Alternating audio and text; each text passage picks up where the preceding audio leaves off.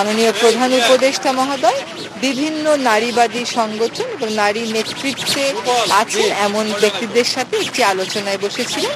তিনি তাদের কাছ থেকে কিছু সুপারিশমালা নিয়েছেন। যে সুপারিশগুলো এসেছে তার মধ্যে মূল যেগুলো আমি সেগুলো বলছি।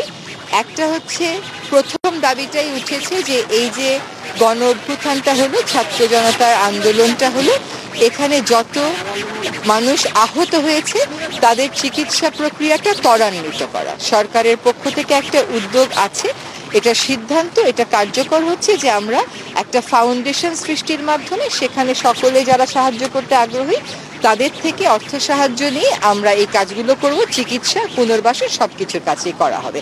যেহেতু ফাউন্ডেশনটা করতে একটু সময় লাগছে, এখানে একটা দাবি উঠেছে যে ইন্টারিম একটা কিছু, অন্তর্বর্তীকালীন একটা কিছু ব্যবস্থা করে ফেলা হয় যাতে অনেকে যারা চিকিৎসার টাকার প্রয়োজন আছে তারা তাড়াতাড়ি করে টাকাটা পেতে পারে। এটা হচ্ছে প্রথম দাবি। এখানে যারা নারীবাদী সংগঠন আছে তার বাদেও কিন্তু সমন্বয়কারীদের মধ্যে থেকে 2 জন নারী ছিলেন উপস্থিত।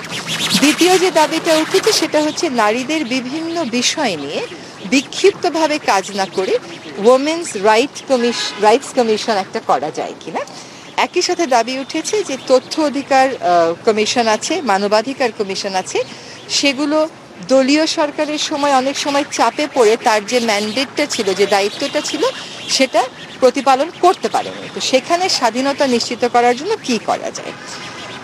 মহিলা বিষয়ক মন্ত্রণালয় সম্পর্কে একটা কথা উঠেছে যে তারা আসলে বিভিন্ন প্রকল্প বাস্তবায়ন করে, কিন্তু প্রকল্প বাস্তবায়নের পাশাপাশি তাদের আরেকটা গুরুত্বপূর্ণ কাজ হওয়া উচিত।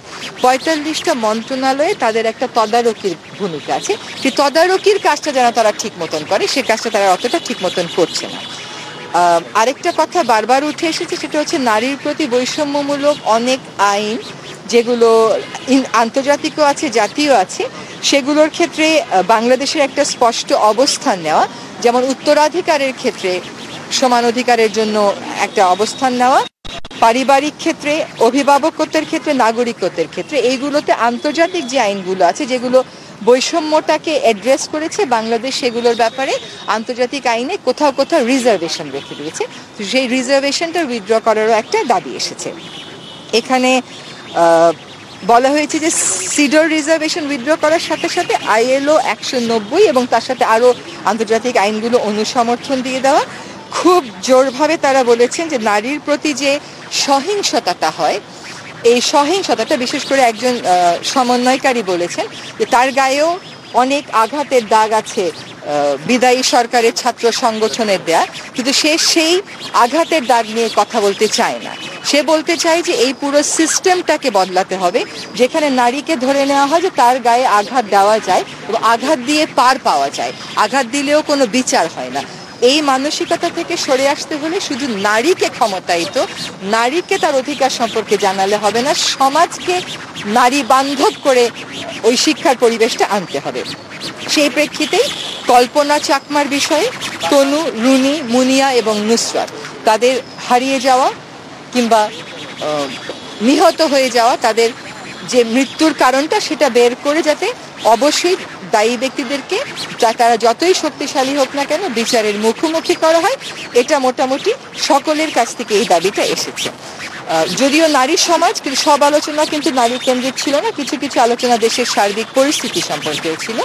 একটি কথা এসেছে যে আমরা আদালত ব্যবস্থার যে রিফর্ম বা বিচার ব্যবস্থার যে রিফর্মটা করছি সেটা জুডিশিয়াল রিফর্মস কমিশনের মাধ্যমে করা যায় কিনা, যাতে করে যেই ভুলগুলোর বিরুদ্ধে আমাদের অবস্থান, যে সংস্কারের পক্ষে আমাদের অবস্থান, সেই সংস্কার করতে গিয়ে পুরনো ভুলগুলো যেন রিপিটেড না হয়। ফলে জুডিশিয়াল রিফর্মস কমিশন করার কথা বলা হয়েছে। একজন বলেছেন যে শিল্পকলা একাডেমি, প্রায় 25টি মতন শিল্পকলা একাডেমিতে আগুন ধরিয়ে দেওয়া হয়েছিল। সেই শিল্পকলা একাডেমিতে নিয়োগের সময় দেখা যায় যে খনিজ সম্পদ মন্ত্রণালয় থেকে একজন নিয়োগ পেয়ে গেল। তো আর্টস, কালচার এগুলো বোঝেন এমন সমঝদার ব্যক্তিকে যদি নিয়োগ পদ্ধতিটা পরিবর্তন করে আনা হয় তাহলে সেটাকে সাধুবাদ জানানো হবে এবং ওনারা সবকটা শিল্পকলা একাডেমি খুলে দেওয়ার দাবি জানিয়েছেন। পার্বত্য চট্টগ্রাম নিয়ে কথা উঠেছে যে পার্বত্য চট্টগ্রামে ওই কুকি চীনের সাথে বিরোধের জের ধরে তাদের বক্তব্য অনুযায়ী যে বম সম্প্রদায়ের উপরে এক ধরনের নিপীড়ন চলছে, সেই নিপীড়নটা তারা নিরসনের দাবি করেছে। এবং একই সাথে পার্বত্য চট্টগ্রামে সরকার যেই সিদ্ধান্তটাই নিক না কেন, সেটা সে পার্বত্য চট্টগ্রামের যারা আদিবাসিন্দা তাদের সাথে কথা বলে যেন সেই সিদ্ধান্তটা নেওয়া হয়, ওই কার্যকর পার্টিসিপেশনের যেন একটা আমরা উপায় খুঁজে বের করি। আরেকটা হচ্ছে যে এখানে যারা এসেছিলেন তাদের মধ্যে অনেকেই তো আসলে এনজিও করেন।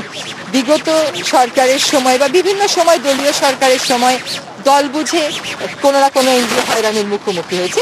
তো এনজিও গুলো যাতে এনজিও ব্যুরোর মাধ্যমে হয়রানির শিকার না হয়, কোনো দলীয় সরকার যেন এনজিও ব্যুরোর মাধ্যমে এনজিওদেরকে হয়রানি না করতে পারে, সেটার জন্য যথাযথ সংশোধন